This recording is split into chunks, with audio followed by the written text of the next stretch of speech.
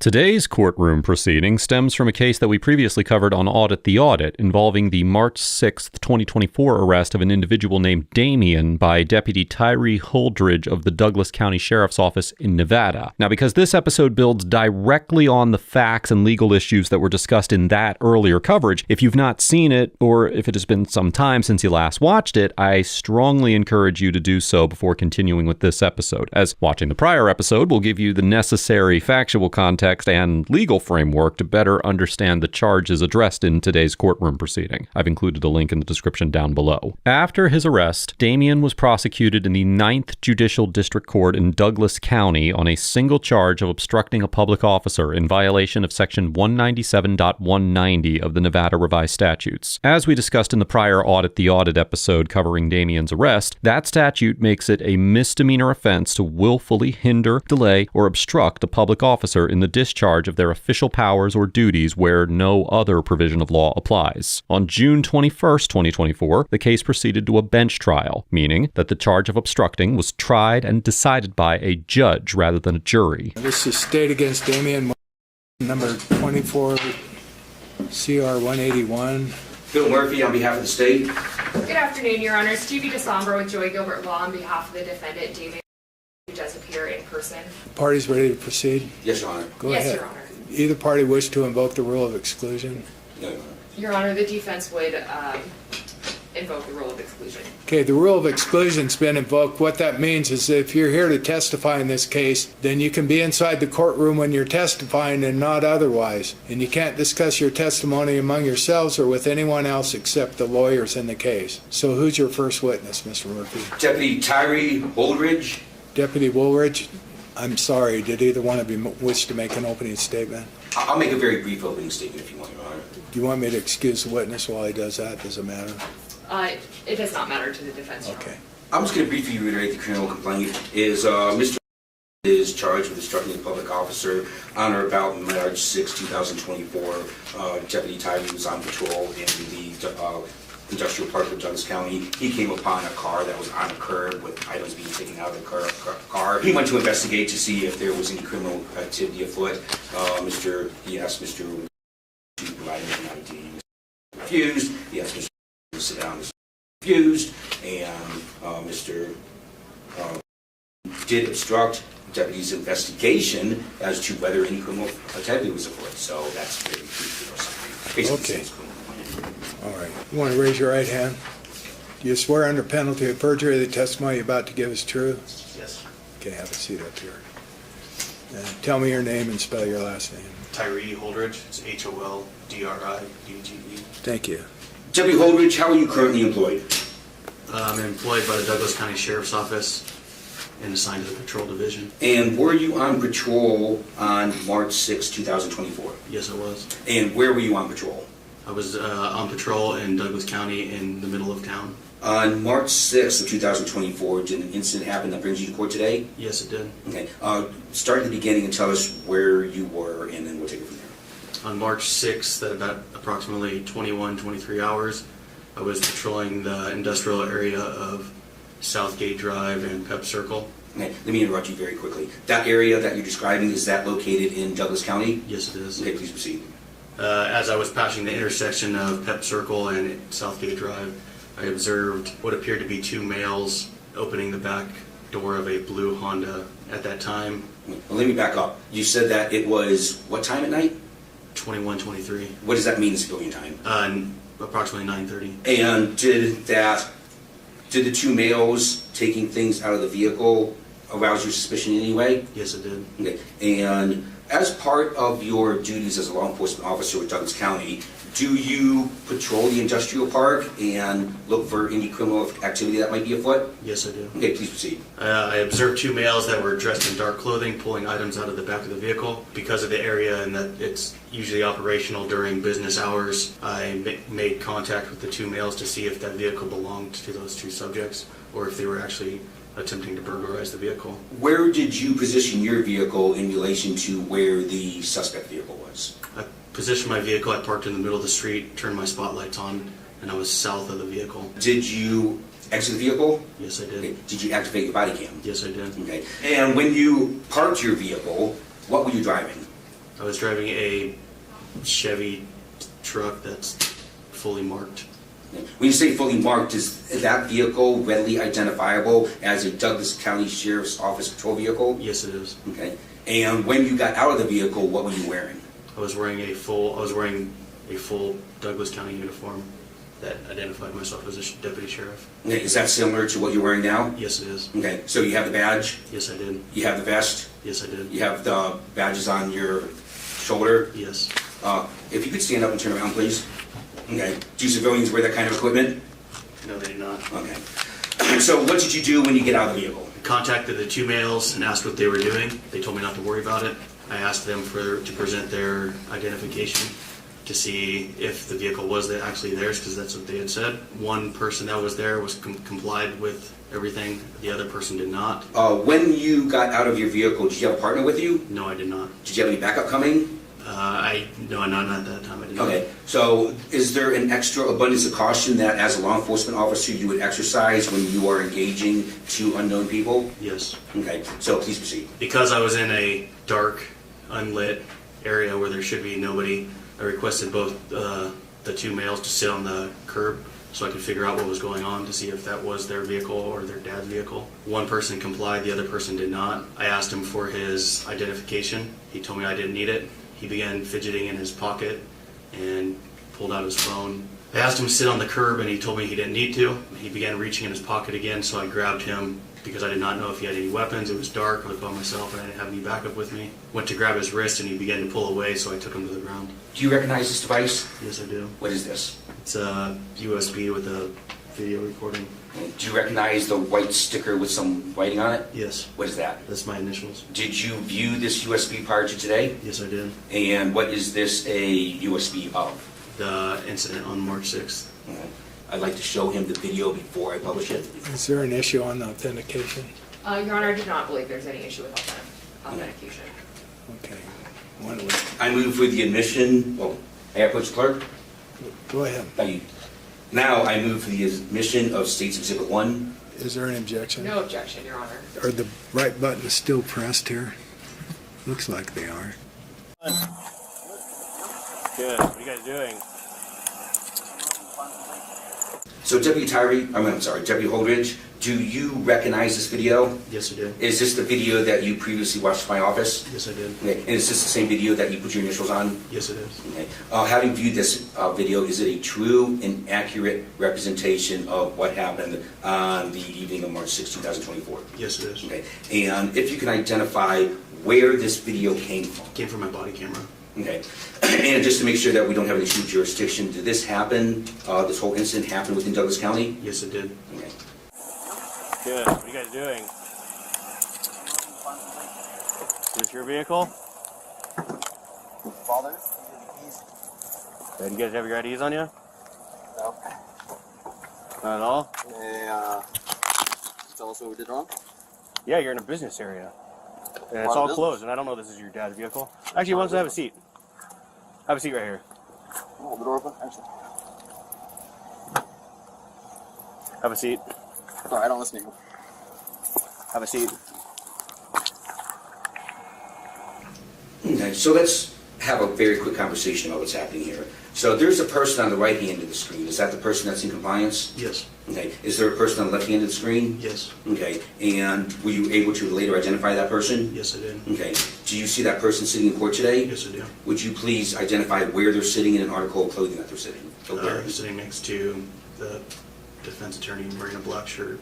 Now, let's talk about why you asked these two people to have a seat. What was the purpose of asking them to have a seat? I don't know at the time of the night where they're at.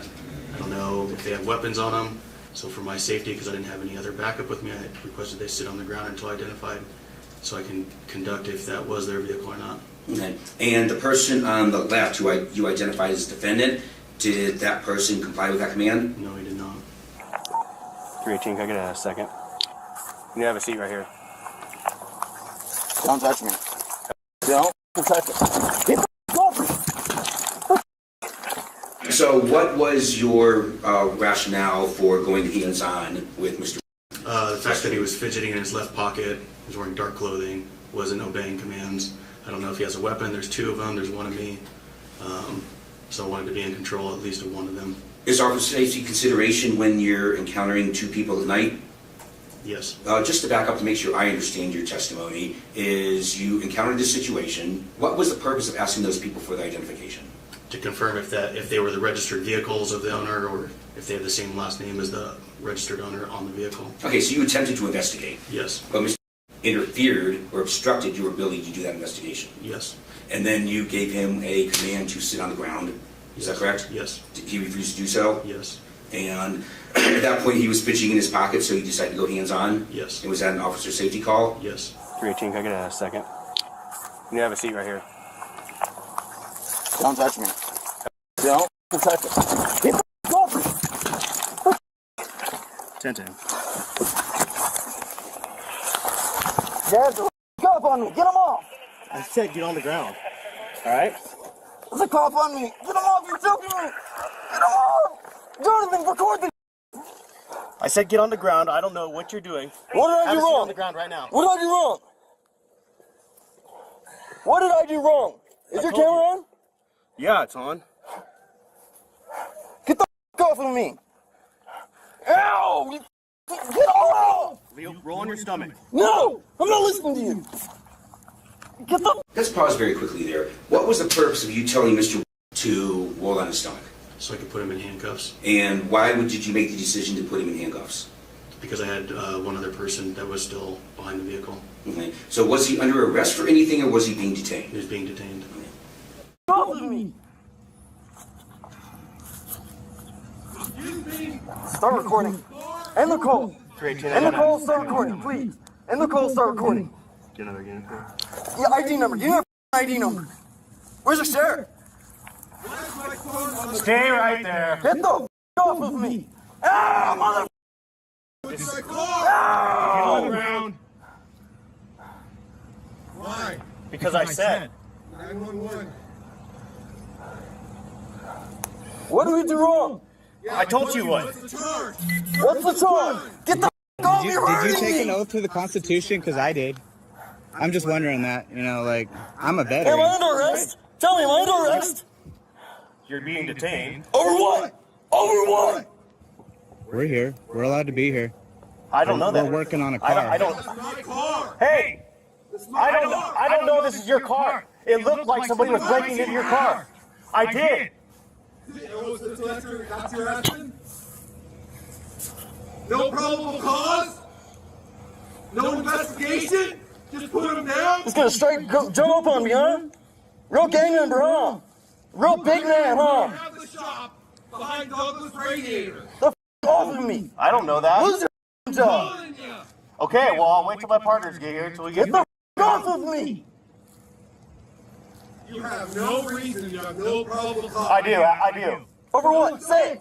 Say your legal probable cause. Were you investigating suspicious circumstances? Yes, I was. Is it part of your job to investigate suspicious circumstances? Mr. Murphy, this is the third time you've been through this. It's not necessary. It's a trial to the Okay, court. then I will pass the witness. After the prosecutor finishes questioning Deputy Holdridge on direct examination, Damien's defense attorney has the opportunity to cross-examine him. Cross-examination allows the opposing party to question the witness about matters raised during direct examination as well as issues affecting credibility. Unlike direct examination, leading questions are permitted, allowing defense counsel to more directly challenge the witness's testimony and version of events.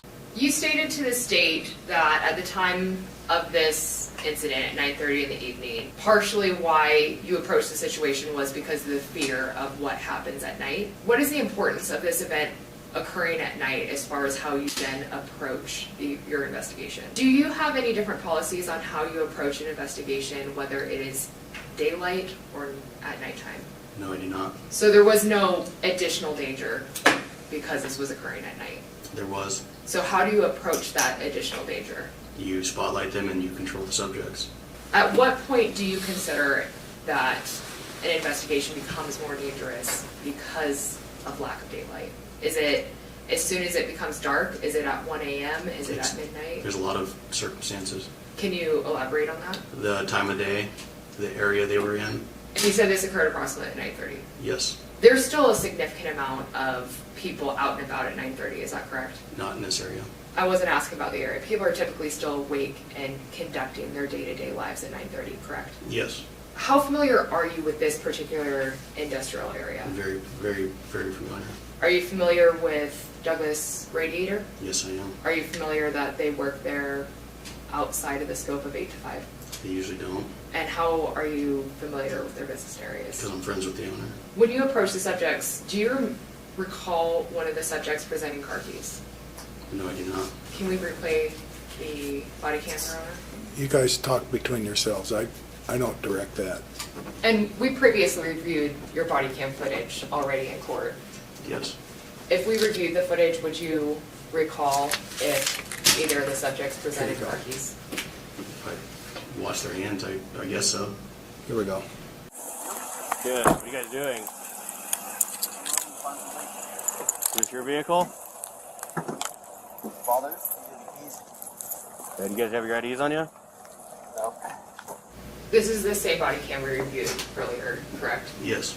Do you now see one of the subjects holding up a pair of keys when you Yes. approach the vehicle?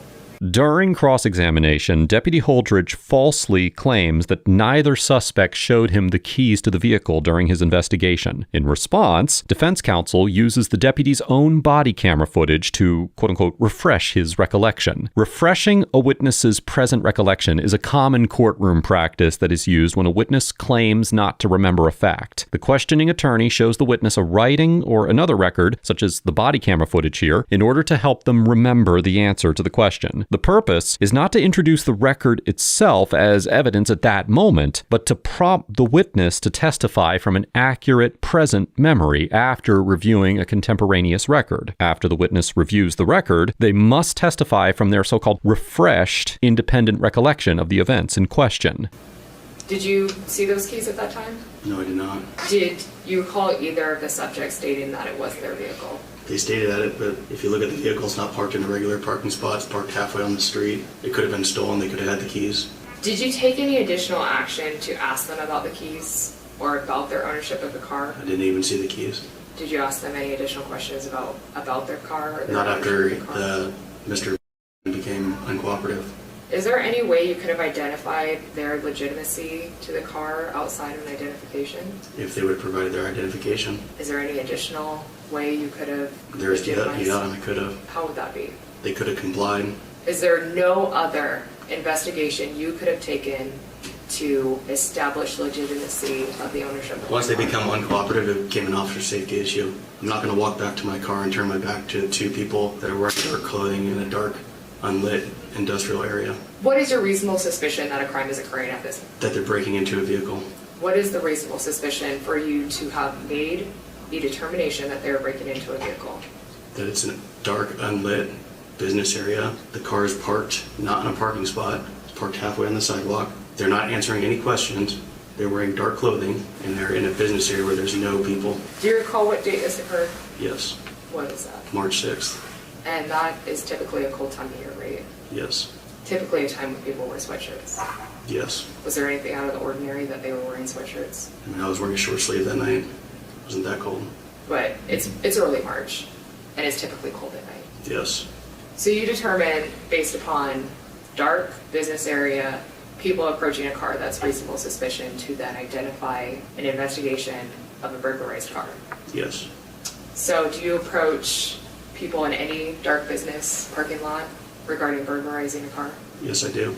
Any person that is in a dark parking lot Yes, I do. at night, That's my job. I don't know. when you approach a subject who is not burglarizing a car and is merely in an after-hours business parking lot, are they typically happy about compliance? Yeah, 100% of the time. Well, not 100%, because here we are. Every time I've contacted somebody, they are more than willing to comply to show that it is their vehicle that they're not breaking into. I mean, look at that subject compared to the other subject. The other subject complied and he sat down. He wasn't arrested. This subject didn't comply with verbal commands and he was arrested. Did you conduct any further investigation into the ownership of the car following this body cam? I did after my partners arrived on scene. And what did you determine? That the vehicle belonged to the father. It wasn't stolen. No, it was not. It was not burglarized. No, it was not. Was my client trespassing? I don't know. Were you able to determine was he trespassing? He was not, later he was not trespassing. But at the time I did not know that. Is it safe to say that outside of this charge that we're here on today, or March 6th of 2024, that my client was not engaged in any unlawful conduct? Yes. If he would have complied, it would have been a 2-minute contact. That's not what I asked. Thank you. Are there any Douglas County policies on de-escalation? Yes. What are those policies? If a person doesn't verbally listen to verbal commands, you take the next step up above. What does that mean? He didn't verbally comply, so I went hands-on. And that's the policy of Douglas County, Yes. that you go hands-on following any refusal? Yes. You always stay one step up above what the subject's actions are. And that's considered Douglas County's de-escalation policy? Yes. Are you familiar with the word de-escalation? Yes. So you are testifying that escalating a situation is Douglas County's de-escalation policy? I'm not going to sit there and de-escalate and have him pull a gun out and shoot me. Nothing further from the defense, Your Honor. Okay. Any redirect? Just very briefly, a question was posed to you about when you make contact with people, potentially in parking lots, after hours, in the dark. Are those people generally appreciative that you're making sure that their cars aren't getting busted into? Yes, they are. Thank you for your testimony. I pass the witness. No follow-up, Your Honor. Okay. Can the witness be excused? Yes, Your Honor, and not subject to recall. I'm not using it. Okay, you're excused. Thank you. Deputy Holdridge is then excused from the stand, and the prosecution rests its case, having presented only a single witness. With the state's evidence complete, the defense has the opportunity to call witnesses in Damien's defense. Though Damien is under no obligation to present any evidence at all, the defense elects to call Jonathan Hollingsworth, who was with Damien on the night of his arrest, to testify. Do you have any witnesses or We do, Your Honor. evidence? We have one witness. Okay. It would be Jonathan Hollingsworth, Your Honor. Okay, Mr. Hollingsworth. You want to raise your right hand for me, please? Do you swear under penalty of perjury the testimony you're about to give is true? It's true, Your Honor. Good morning, Mr. Hollingsworth. Are you familiar with Damien? Yes. How are you familiar with him? I've known him since he was like 3. So, for a lifetime. Yeah. He's a family friend. So you would consider him a friend then? Yes. Are you familiar with Douglas Radiator? Yes. Do you spend time there? Yes. I help work on cars there. And what's Damien's relationship to Douglas Radiator? He works there off and on too. When you're there, are you often working with Mr. Occasionally, yeah. Were you at Douglas Radiator on March 6th of 2024? Yes. What were you doing at Douglas Radiator on March 6th? I was working on a car. Were you there all day? I was there till about 11 o'clock at night. And were you with Mr. on that day? Yes. Were you working on a car together? Yes. What was the plan after you guys completed working on the car? The plan was to go to the car and grab the bedding because there was a loft in the shop. That's where we would stay until we could work in the morning. So I'm going to back you up a little bit. So you were working on a car Yes. that was at Radiator. It was at Douglas Radiator. Douglas Radiator. And then you say you went to a car to get belongings. Yes. Was that a separate car than the one you were working on? Yes. Was it outside of the shop? Yes. It was across the street from the building that we were at. It was at the other building. There was 2 buildings. It was on Douglas Radiator property. And who had the keys to that car? I did. And did Mr. go to the car with you? Yes, he did.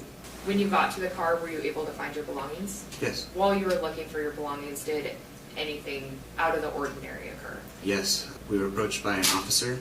I didn't understand why. I proceeded to continue going through the car. That's when Damien was tackled. So you have the keys to the car when you approached the car, correct? Yes. Did at any point in time did you attempt to present the keys to the law enforcement officer? I showed him the keys. Were you surprised by law enforcement's presence? Yes. Was there any reason to believe that you needed law enforcement assistance? No. Did you believe that you were participating in any sort of criminal act? No. And just to reiterate, had that night gone as planned, you were going to stay the evening at Douglas Radiator Correct. with Mr.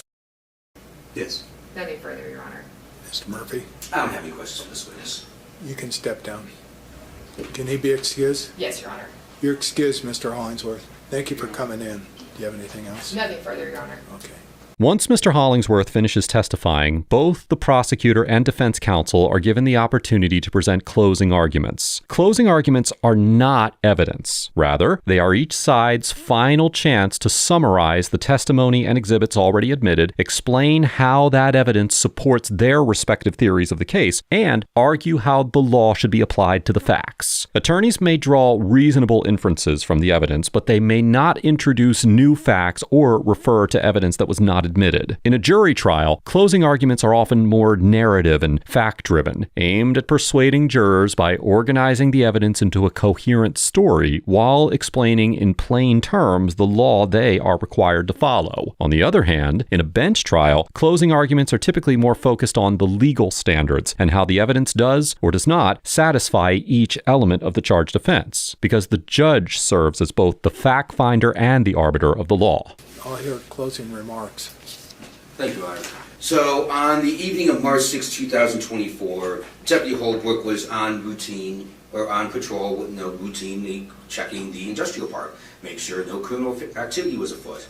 He, as the video shows very clearly, it's completely undebatable, is he was patrolling, he saw a car parked in a weird way. It wasn't parked in a parking stall, it was parked on the side of the street with part of it hanging into the gravel where the sidewalk is. So he did what he is paid to do.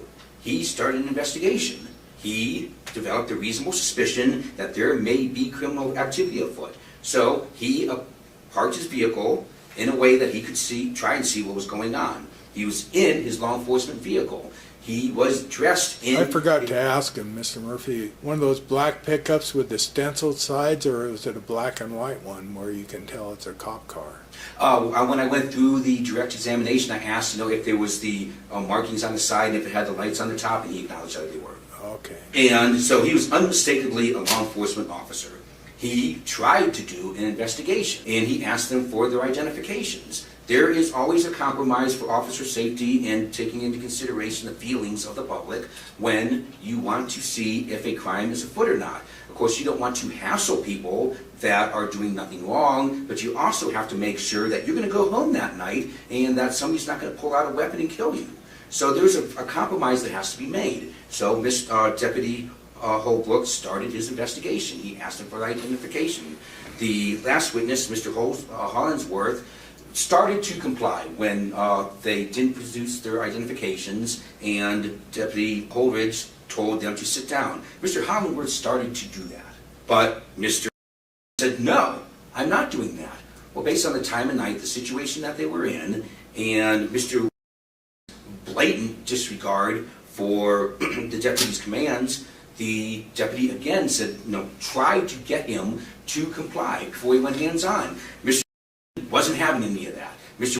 quite frankly had an attitude, and he says, no, I'm not going to do what you tell me to do. So deputy went hands-on. It was a sticky situation, and he did what he had to do to protect himself. As the deputy testified, it was dark, and he could not tell if they had any Well, weapons we're on not them. debating whether reasonable force or not. What we're debating really is reasonable suspicion to interfere with their liberty by asking for identification, correct? Well, there are two cases that associate that. One is the Heibel case for the United States Supreme Court that stated that if an officer or law enforcement has reasonable suspicion that a crime exists, then that person is obligated to identify themselves. And that's been codified in the Nevada Revised Statute, which I call the Heibel Statute, which states that if an officer has reasonable suspicion to determine that there is criminal activity, then that person is required to identify themselves. Okay, I understand. When the deputy was investigating as to whether this car was being burglarized, Mr. completely shut down his investigation. So let me ask you something, Mr. Murphy. Do you think it supports an obstructing charge if someone declines to identify themselves? Forget about the physical restraint. Forget about the time of day. If a person declines to identify themselves in that circumstance, does that constitute the crime of obstructing? It does, Your Honor. And because the United States Supreme Court has stated that if an officer has reasonable suspicion and he's investigating a crime, that person is legally obligated to identify themselves. Nevada The Supreme legislature's Court codified case, that. the Supreme Court case was in the context of a motion to suppress evidence that was recovered and subsequent to that point. I'm just asking if it's obstructing to not identify yourself. It is, Your Honor. Okay. So the deputy did what he could do. Mr. wasn't going to let the deputy do his job, so the deputy had to go hands-on with him. So because he failed to identify himself, which he is legally obligated to do, and when the deputy went hands-on with him for officer safety reasons, the Mr. refused to put his hands behind his back and accept the detainment while the deputy tried to conduct his investigation after the fact. So based on the evidence presented, I've submitted to the court that all the elements of obstructing have been proven and asked that that the court find Mr. guilty of the crime of obstructing. Go ahead. Your Honor, I would first like to address the question that you addressed to the state regarding identification as a means of obstruction, and our argument would certainly be that identification does not fall under this NRS of 197 because there's a more reasonably applied statute at 199 of identification. The NRS has these two different crime What's charges. one in 199? And Your Honor, I was just pulling it. After hours, industrial area, reasonable suspicion to initiate an investigation that would then require my client to identify himself. Okay. And that kind of takes us back again to that argument that even if identification is going to be considered an obstruction, that would have been better charged under the 199. And that under this NRS as charged, failure to identify is not going to rise to the level of obstruction or resisting. Okay. Thank you, Your Honor. Damien's defense attorney argues that a refusal to identify oneself to a police officer does not constitute obstruction under Section 197.190 of the Nevada Revised Statutes, the statute under which Damien was charged, because that provision applies only where no other law governs the conduct at issue. As we discussed in the episode of ATA covering Damien's arrest, Nevada addresses refusals to identify in Section 199.280 of the Nevada Revised Statutes, the state's resisting statute. In the 2004 case of Heibel versus 6th Judicial District Court of Nevada, the Supreme Court determined that an individual can be convicted of a violation of Section 199.280 for refusing to identify them. Therefore, the defense's argument seems to be that the state cannot rely on Section 197.190 to prosecute conduct that the legislature has chosen to regulate through another statute, as Section 197.190 only applies, quote, where no other provision of law applies. Mr. Murphy. Just very briefly, it appears that this is an argument about reasonable suspicion. So reasonable suspicion is not an incredibly high standard to satisfy. All the court or the officer needs is a reasonable articulate suspicion that criminal activity is afoot. Reasonable suspicion is not a hunch. It's a little I was a little higher. disturbed without both you and counsel led the witness on these issues, Mr. Murphy. But when I heard him testify without being leading, he was saying, I was trying to find out whether that something was going on. Right, and I know that's not only a manner of speaking, but I don't think that police officers have a right to interfere with someone's liberty to find out whether they're doing something wrong. I think they can only interfere with their liberty if they have a reasonable suspicion that something's going on. And I completely agree with you, and that is the standard. It sparks suspicion to think, why are these people taking items out of a car that's parked in the industrial park when it's closed? That in itself is reasonable suspicion.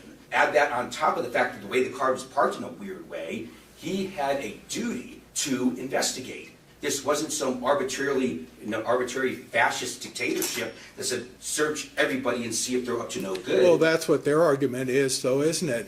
It's that once somebody says, this is our car, the inquiry is over, and I don't have to show you my ID or tell you what I'm doing. Isn't that what she argued? That's what they're arguing, but based on the testimony. But if he did show her the keys, if he said, wait, this is my car, everything's okay, it's our car.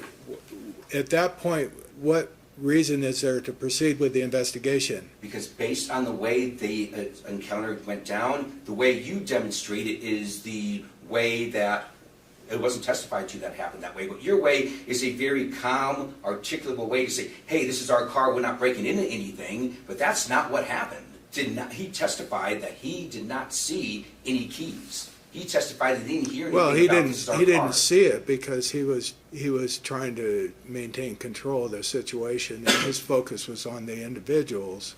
Perhaps, but the or else he's You can't misremembering the situation. But what we can't do is we can't put evidence where evidence doesn't exist. What he testified to, what Deputy Holdridge testified to, is he didn't see the keys. The deputy does not have that information to process to take into consideration. The deputy proceeded exactly how he was supposed to proceed. Once he satisfies himself that there's no criminal activity, then there's no need to continue and maintain control. That would be the case. But wouldn't it be totally subjective?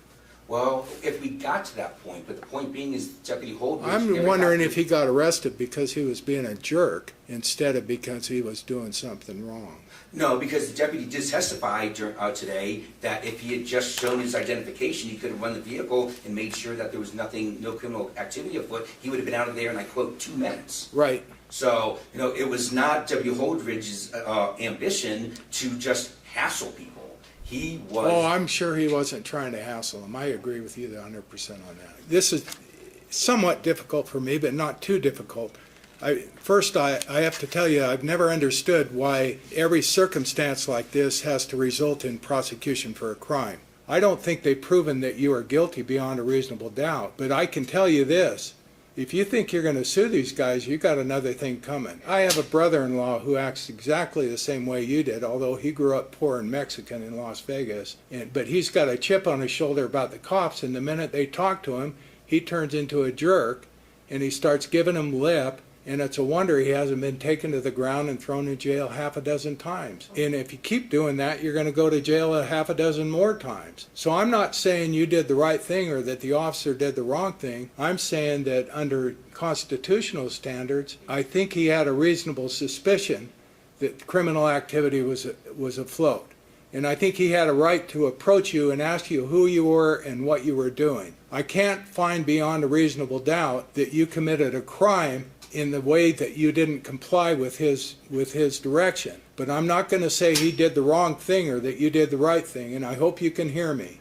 This case doesn't need to go any further. One of the things I hate about our modern era is the militarization of law enforcement. And they feel they're under threat, and they have a good reason to because of circumstances that occur. And so if they ask you who you are and what you're doing, just tell them. And then you don't have to worry about coming to court and hiring lawyers and worrying about what's going to happen next. Anyway, you're not guilty. The bail's exonerated. Thank you both, counsel, for excellent legal work for both of you. Thank you, Your Honor. At the conclusion of the bench trial, the judge found Damien not guilty of the obstruction charge. In announcing his verdict, the judge explained that he believed Deputy Holdridge had reasonable suspicion to detain Damien, but concluded that Damien's conduct did not rise to the level of obstruction under the statute. The court, however, did not elaborate on the legal or factual reasoning underlying that determination. This case illustrates just how unpredictable courtroom outcomes can be, particularly when they turn on inherently fluid standards like reasonable suspicion. In the Audit episode covering Damien's arrest, we predicted that a court would be unlikely to conclude that Deputy Holdridge had reasonable suspicion to detain Damien in the first place, relying on well-established Fourth Amendment principles and precedent. In this courtroom proceeding, however, the judge reached a different conclusion on that threshold issue, finding that Deputy Holdridge did have reasonable suspicion to detain Damien. Despite that finding, the court nevertheless acquitted Damien after concluding that his conduct did not rise to the level of obstruction under Nevada law. This divergence highlights how two fact finders can evaluate the same encounter, apply the same legal standards, and still reach materially different conclusions about what the Constitution permits, particularly when dealing with concepts like reasonable suspicion, which are deliberately flexible and heavily dependent on a judge's assessment of the facts and credibility. As a result, outcomes can vary widely from courtroom to courtroom, and in some instances, a determination on a standard such as reasonable suspicion may depend upon which judge decides the case. Ultimately, this case serves as a reminder that courtroom decisions do not always unfold in the way that one might expect, even when the governing law appears settled. Let us know if there's a case or courtroom interaction that you'd like us to explore in the comments down below. Thank you for watching, and don't forget to like and subscribe so that we can help foster a more informed society.